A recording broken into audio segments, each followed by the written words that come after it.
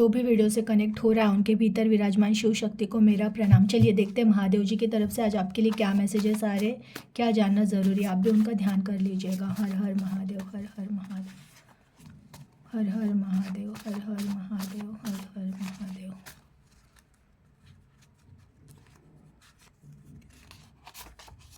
वफादार और समर्पण भाव रखिए, सब ठीक होगा। आत्मा के लिए कुछ असंभव नहीं, बस शक्ति को जगाना है। सच्चा भक्त तो कुछ मांगता नहीं, उसका ध्यान केवल आराध्य के प्रति समर्पित होता है। निर्बलता को त्यागो, तुम शक्तिशाली हो। लास्ट मैसेज लेती हूँ मैं। निर्णय लेने का समय नहीं है, थोड़ा धीरज रखिए। देखिए पहला मैसेज आया है, वफादार और समर्पण भाव रखिए, सब ठीक होगा।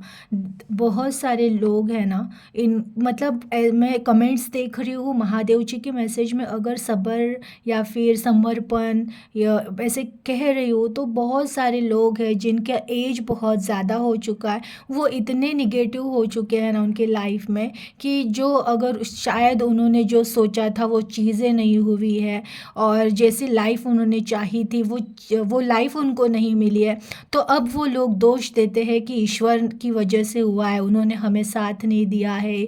तो देखिए ईश्वर कभी भी इंसान को कमज़ोर होना नहीं सिखाते हैं। उन्होंने पहले ही कहा है कि तुम कर्म करो तभी तुम्हें कुछ अच्छा मिलेगा। अगर आप दिन रात भी माला जपते रहो, सिर्फ माला जपते रहो और कर्म कुछ भी ना करो, तो आपको कोई भी कुछ नहीं होगा आपके लाइफ में। फिर वही होगा कि आप लाइफ के एंडिंग में जब आप एक 50 60 70 80 ये एज में आ जाते हो, तब आपको लगता है कि ईश्वर थे ही नहीं।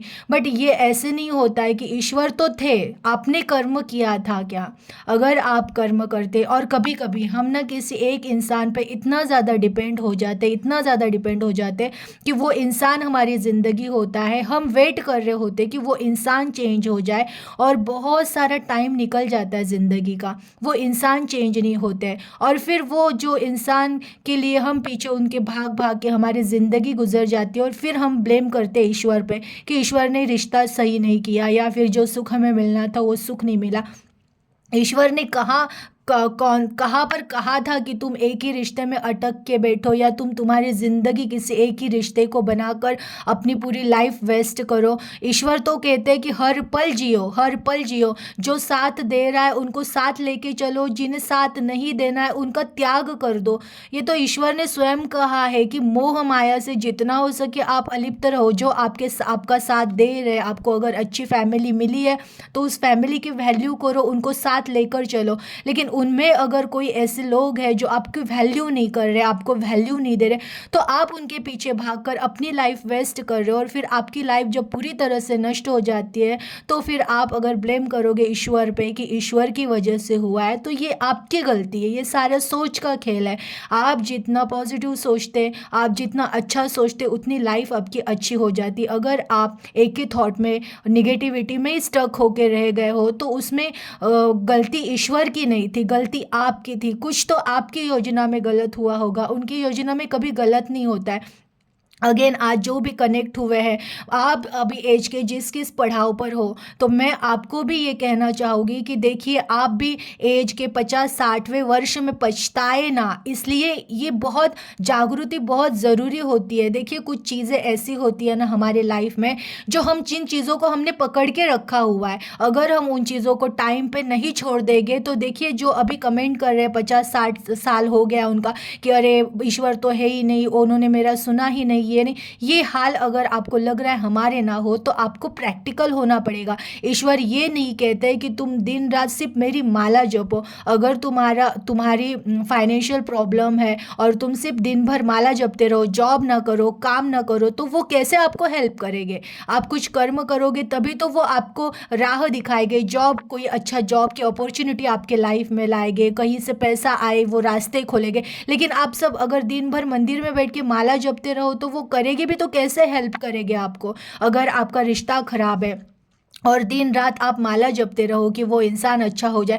ये कलयुग है। अगर एक इंसान नहीं बदल रहा है, हाँ, वो आपको कंटिन्यू तकलीफें दे रहा है, आपको पता है, आप रो रो के थक चुके हो इंसान के पीछे, फिर भी वो इंसान अगर नहीं बदल रहा, और फिर भी आप दिन रात अगर सिर्फ माला जपते रहो कि ईश्वर वो मुझे मिल जाए, ईश्वर ईश्वर को आपके लाइफ का वैसे भी नुकसान नहीं करना, और वैसे भी वो कर्मा में इंटरफेयर कभी नहीं करते।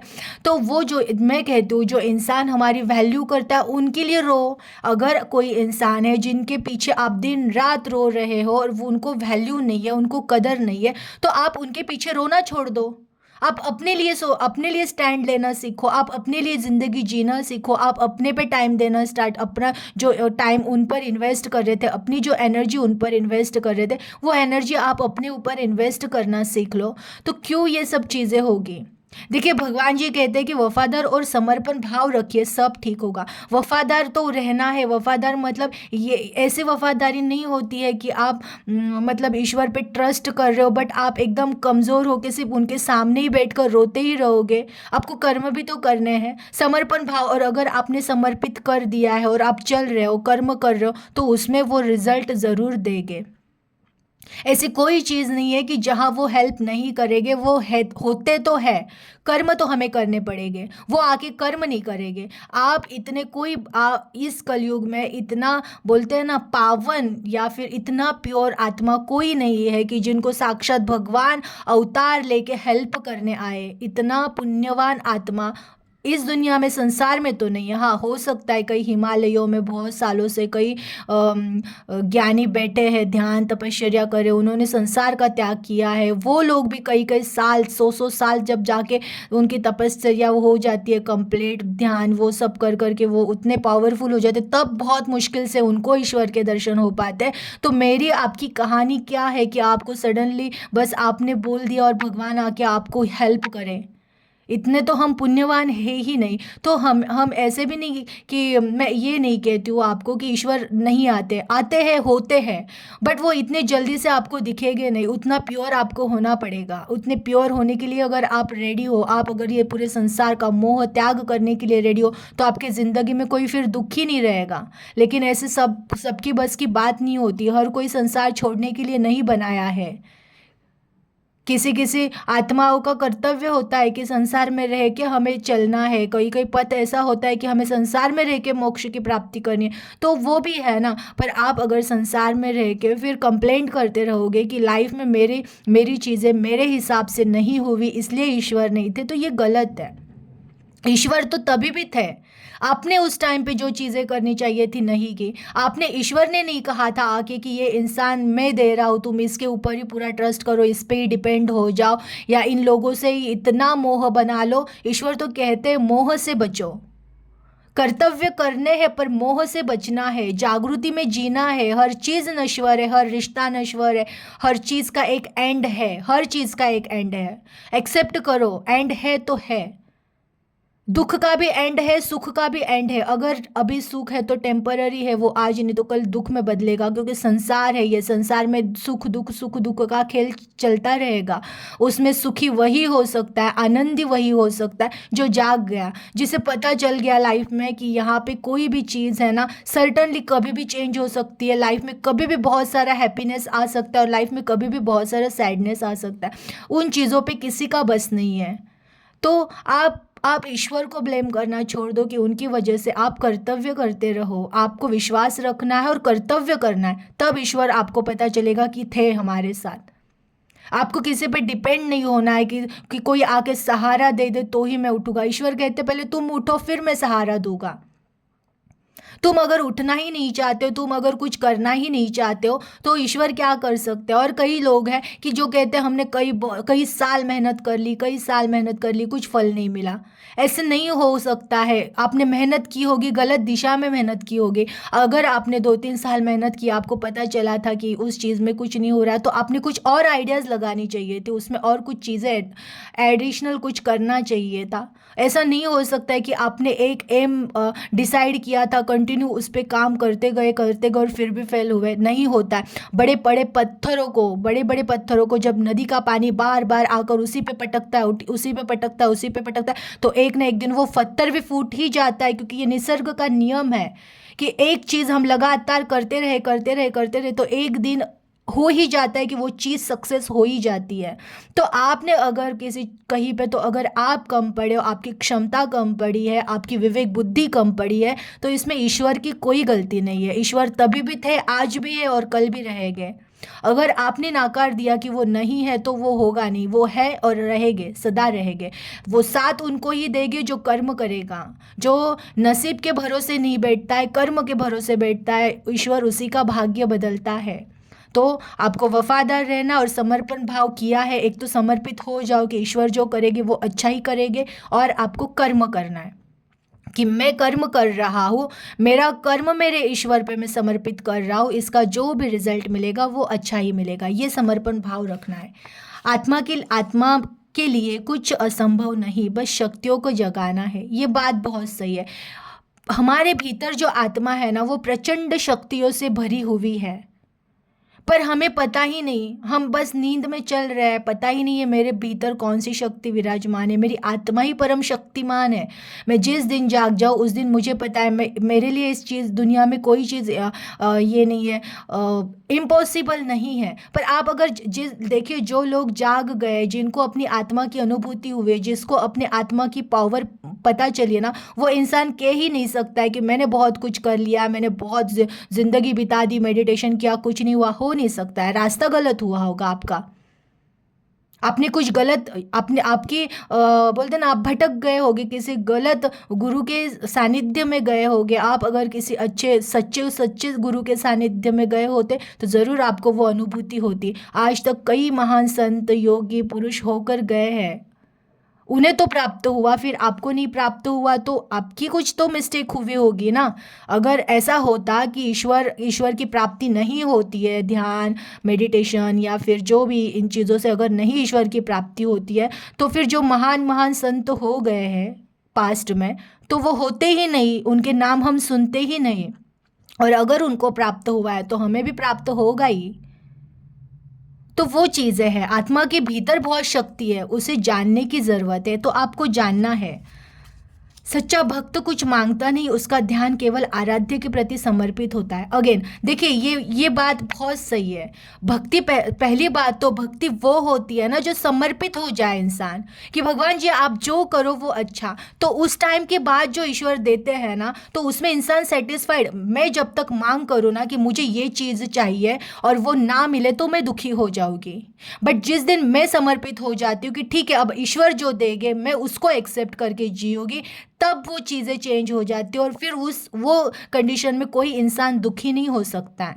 तो सच्चा भक्त कभी कुछ मांगता नहीं है, जो ईश्वर दे रहे उसको वो एक्सेप्ट करता है, तभी तो वो हैप्पी रहता है। देखिए, इस दुनिया में बहुत सारे लोग हैं ना जो ईश्वर के भक्त हैं, और वो है ना बहुत खुश है। कई लोग ऐसे जो ईश्वर के भक्त है बट दुखी है, वो कहते हैं हम जितनी भक्ति कर रहे हैं उतना दुख मिल रहा है। कुछ लोग कह रहे हैं भक्ति कर रहे हैं बट हमें आनंद मिल रहा है। सब सोच पे निर्भर है।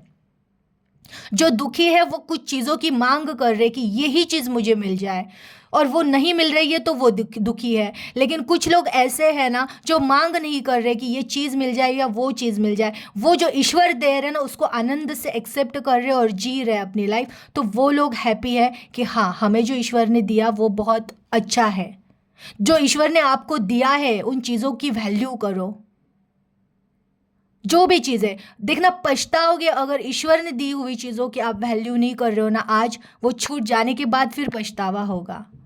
तो आप किसी और चीज़ों के पीछे भागने से अच्छा ईश्वर आपको क्या देना चाहते हो उस पर फोकस करो और वो चीज़ों का आनंद लेना स्टार्ट करो, तो कंप्लेंट तो रहेगी ही नहीं। और पहली बात तो सच्चा भक्त ये सही है, जो सच्चा भक्त है उसको आराध्य के अलावा कुछ नहीं चाहिए होता है, उसे ईश्वर के अलावा कुछ नहीं चाहिए होता है। ईश्वर मिल जाए और ईश्वर जो दे उसी में मैं आनंदित हूँ, वो इंसान कभी दुखी नहीं हो सकता है।